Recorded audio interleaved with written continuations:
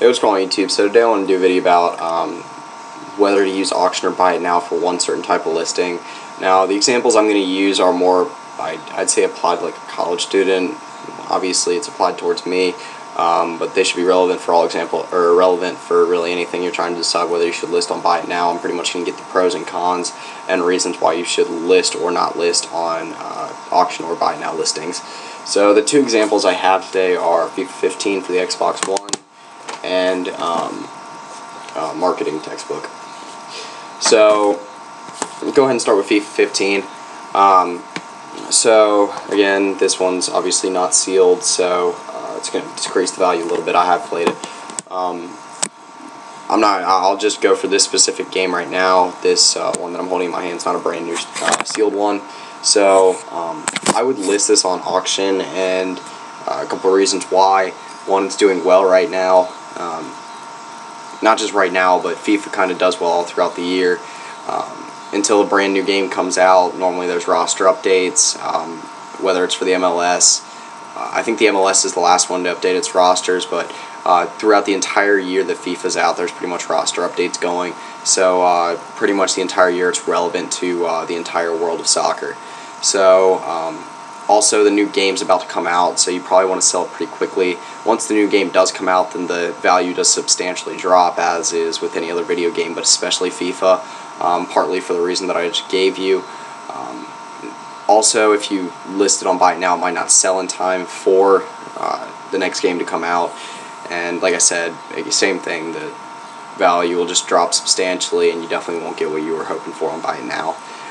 Next reason is people are always looking to buy it. All these reasons kind of connect, and you'll see why.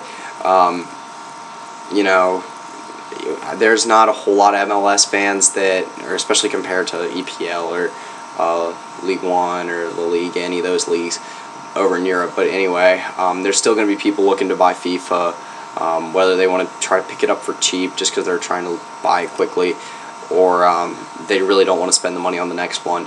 Basically, there's always going to be someone looking to buy it. I was looking at a couple auctions that ended today.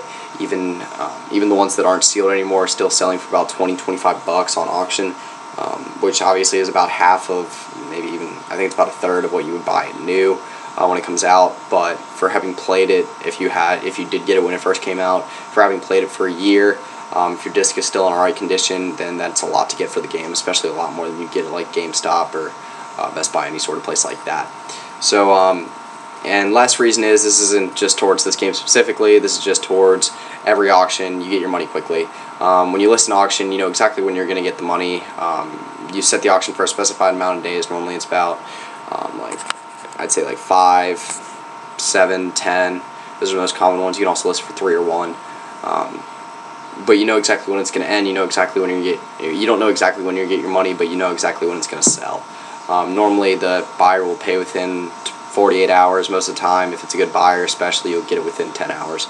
So yes, those are the advantages towards listing on auction, especially listing FIFA 15 on auction.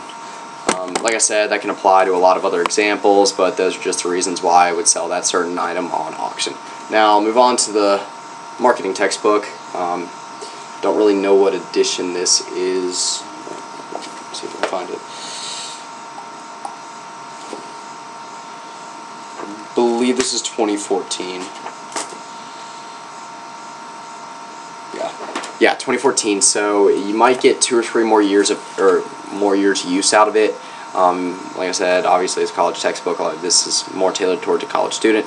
But anyway, I would list this on buy it now, especially on eBay. Textbooks are one of the biggest things you definitely should list on buy it now, especially around this time of year.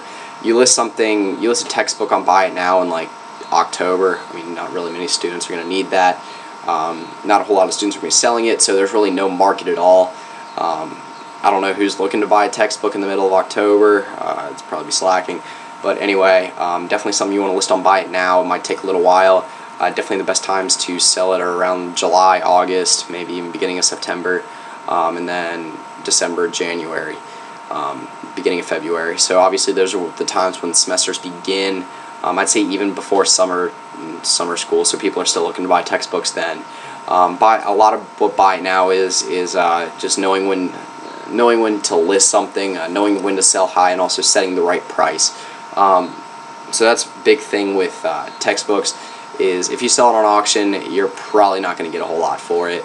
Like I said, there's going to be a really small market, so there are probably only going to be one, maybe two people looking for it, so there's not a whole lot of people to drive up the price.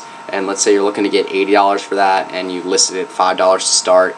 There's a very, very real possibility you might not even get $5. They might not even sell, but if you do, you might only get one bid for $5. And if you sell it on Buy It Now for $80, and there's some student that, you know, is looking at his textbook or looking at his bookstore and he can't find it for any less than $100, and you've got it listed for $80, and you can even do best offer, and he talks you down to $60, then you just made $55 more than you would have on auction.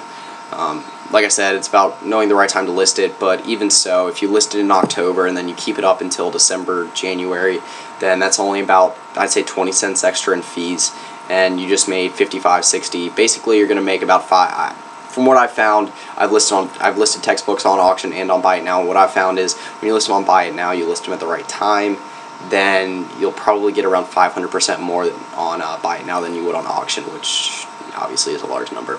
So also, like I said, you'll get short on auction, so even it doesn't matter how much time you list it for, even if it is right at the beginning of the semester, you probably won't get a whole lot for it. Especially students aren't waiting to buy textbooks, they're not waiting on an auction. They probably want it then and there, so their parents know they've got the textbook. And especially if it's right at the beginning of class, they're going to need it right. They're going to need it right as soon as they possibly can, and that's what Buy It Now does for you. You're able to purchase, pay for the item. It's yours as soon as you look at it, as soon as you want it. Also, another reason why I would use Buy It Now is you could use it for a long time. Like I said, with FIFA, you don't really want to list on Buy It Now because the new video game might come out soon, so you don't have a whole lot of time to sell it.